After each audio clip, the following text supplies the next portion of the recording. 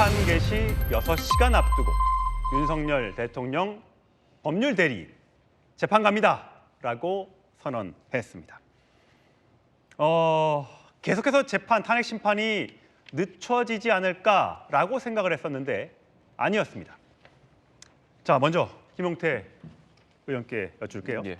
그동안 오늘도 참석하지 않을 것 같다, 또 미뤄질 것 같다라고 얘기했었는데 사실 헌법재판소가 뭐 대통령이 법률 대리인이 임명되지 않아도 우리는 그냥 계속 심리를 시작하겠다라고 얘기했습니다.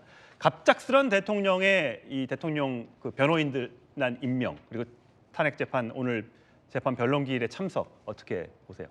전 당연히 하셨어야 된다고 생각합니다. 대통령께서 극단적인 계엄이라는 상황을 선포했었고 그 과정의 이후에서 대국민 담화에서 법적 그리고 정치적인 책임을 다하시겠다라고 말씀하시지 않았습니까? 헌법재판소의 탄핵 심리는 정치적인 책임을 다하는 길일 거라고 생각되고요. 이것과는 별도로 이제 형사 사건도 진행되는 거 아니겠습니까? 예. 이러한 법적 책임에 대한 것도 저는 형사 사건에 대해서도 대통령께서 마땅히 적극적으로 응하셔가지고 많은 국민들이 정말 혼란스러운 상황을 겪었던 그 실체 진상에 대해서 국민들께 알릴 필요가 있다고 생각합니다. 왜냐하면 지금도 헌재뿐만이 아니라 이 형사 사건 관련해서 경찰, 공수처, 검찰이 이제 동시다발적으로 수사를 이루어지다 보니까 굉장히 많은 국민들이 혼란한 정보를 지금 듣고 있어요.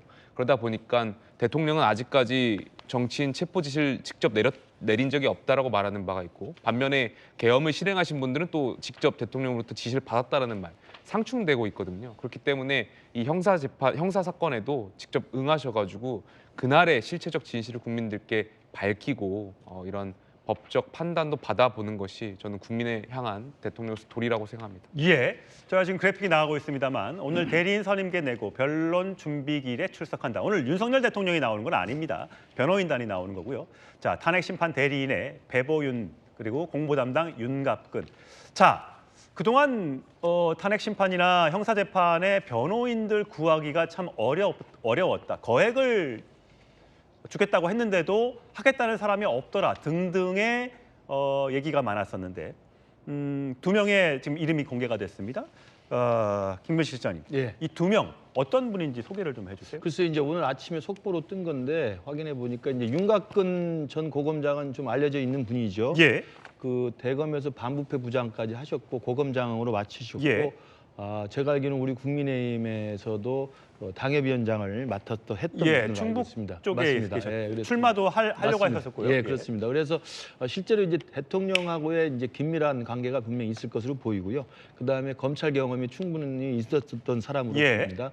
그리고 이제 배보윤이라고 하는 분이 이제 실무를 아마 맡아서 하시는 분 같은데 예. 지금 확인된 바로는 박근혜 정부 때 헌재 공보관을 하신 걸로 알려져 있습니다. 아, 그때 그렇네요. 예, 그러니까 헌재 상황에 대해서는 좀 상당한 실무적인 경력과 전문성이 있다고 봐야 되겠죠. 예. 아, 저분이네요. 그렇습니다. 그리고 이제 좌장 역할을 하시는 분은 지금 이제 그때 언론에 한번 나왔던 것처럼 김홍일 전 방통위원장. 예. 그래서 우리 그 윤석열 대통령의 사실상의 검찰 대선배였고 오랫동안 또 인간관계를 맺고 있었던 사람이기 때문에 아마 김홍일 방통위원장을 정점으로 해서 좌장으로 하고 윤곽근 전 고검장이 실제로 공보 담당을 해서 그 대변인 역할을 하고 실무는 저 배보윤 변호사 헌재 공보관 출신이 하는 걸로 아마 이렇게 라인업을 짠 것으로 보입니다. 예. 김영주 주장님. 예. 그러니까 저 배보윤 변호인 같은 경우에는 과거 저렇게 아까 화면에 보였던 저 장면이 박근혜 전 대통령 탄핵 당시에 이제 네. 밖에 나와서 언제 길이 잡혔다, 네. 어떻게 저렇게 네, 주장했다, 네. 뭐 이런 것들을 브리핑하던 분인데 네. 저분이 그 헌법재판소를 관두고 변호사 개업한 다음에 박근혜 전 대통령의 형사 재판의 변호인으로 가서 논란이 좀 됐다고 하더라고요. 네, 뭐 실제 그런 부분이 있었습니다만은 뭐 그럼에도 불구하고 뭐 그런 그 사례는 사실은 부직이 있습니다. 예. 여러 가지 검사 시절에서 담당했던 그 이 사건에 대하여 본인이 옷을 벗고 그 피의자에 대하여 자기가 변호를 변호사로서 변호하는 경우도 많고 뭐 그렇기 때문에 그러한 같은 배보윤 씨 같은 경우에는 경험들이 많다라고 하는 것은 그러니까 실제적으로 젊은 변호사들은 상당히 윤 대통령의 변호한다는 게 앞으로 어떤 변호사 생명을 위태로울 정도의 뭐 누구 말에 의하면 자기 생명을 걸고 해야 네. 된다라고 할 정도 그러니까 변호사를 구하기 어려운 부분인데 이미 이제 박근혜 전 대통령 때 그런 경험들이 있었기 때문에 굉장히 이번에도 큰 역할을 하지 않을까 그렇게 보여지고 아마 위의 어른들은 사실은 어른으로서의 자리에 하는 것이지 실제 실무자들이 할 수 있는 일들이 주 다반사다 그렇게 봐야 될 것 같습니다. 예. 탄핵 사건이 이제 심리가 시작을 하게 되면 앞으로 탄핵 절차가 어떻게 진행이 되고 언제쯤 결론이 날지도 굉장히 궁금해질 텐데 일단은 많은 국민들이 원했던 것만큼 대통령이 당당히 임하겠다고 했으니까 변호인을 선임하고 앞으로 또 변론 절차에 직접 참석하는 일도 있다고 했으니까요.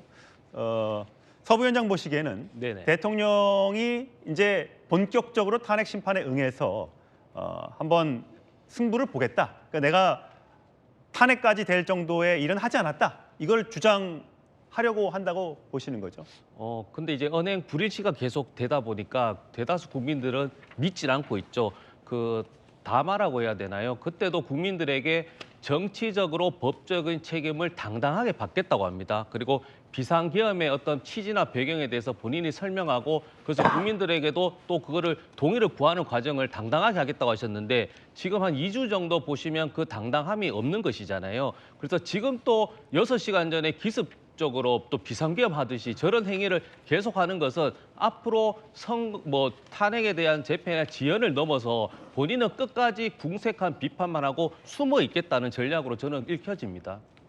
예, 숨어 있겠다는 전략이다. 저 동아일보 사진 기자에게 찍혔던 저 관저에서 있었던 윤석열 대통령의 사진도 보셨는데 사실 이제 윤 대통령이 본격적으로 참여하는 것 같습니다.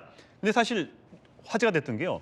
이 김형두 헌법재판관이 부친상을 당했는데도 불구하고 재판관 회의에 참석했다고요? 그만큼 지금 헌재로 가 있는 이 윤석열 대통령에 대한 탄핵 소추안에 대한 심리가 국가의 사실은 운명을 좌우하는 거기 때문에 예. 사실은 멸사봉공이라는 기본적인 공무원의 원칙에 따르면 그렇게 하는 태도가 맞다고 생각합니다.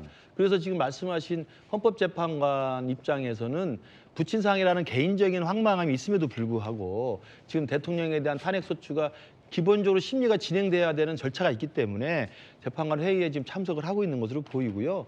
그렇기 때문에 오늘 아마 이제 첫 변론 기일에 윤석열 대통령 측에서 급작스럽게 변호인단을 선임해서 출석하겠다고 이야기한 것도 그러한 국민적인 요구. 그러니까 헌법재판소의 탄핵 심리조차도 대통령이 뭉개거나 시간을 끌거나 무응답으로 일관하면 지금 아까 서지현 부위원장 말씀하신 것처럼 도대체 대통령은 말과 행동이 너무 다르지 않느냐라는 비판을 직면할 수밖에 없는 거거든요. 아마 그렇기 때문에 그런 정치적 부담감 때문에라도 오늘은 당연히 변론 기일 날에 맞춰서 변호인을 선임해서 갈 것으로 보이고요. 아까 김용태 의원 말씀하신 것처럼 저는 대통령이 계엄의 정당성을 스스로 본인이 설파하고 있고 또 대통령의 그런 계엄 정당성을 일부 동조하는 국민들도 있다고 한다면 본인이 밝힌 대로 법적 정치적 책임 다 진다고 이야기했고 그다음에 재판에도 수사에도 당당하게 임하겠다고 했다고 한다면 저는 지금 공조본이나 아니면 검찰에서 진행하는 내란 혐의에 대한 수사에 대해서도 저렇게 계속 나몰라라식이 아니라 당당하게 임하는 모습을 보여서 법적 판단 그리고 헌재의 판단 이걸 저는 받는 자세가 중요하다. 그것이 마지막으로라도 그래도 대통령으로서의 책무를 다하는 게 아닌가 저는 그렇게 생각을 합니다. 예. 윤 대통령이 이 비상계엄을 선포하게 된 배경을 집중 설명하면서 이제 탄핵 심판에 대비하겠죠. 이 최근에도 주변에 이렇게 얘기했다는 보도가 나왔습니다.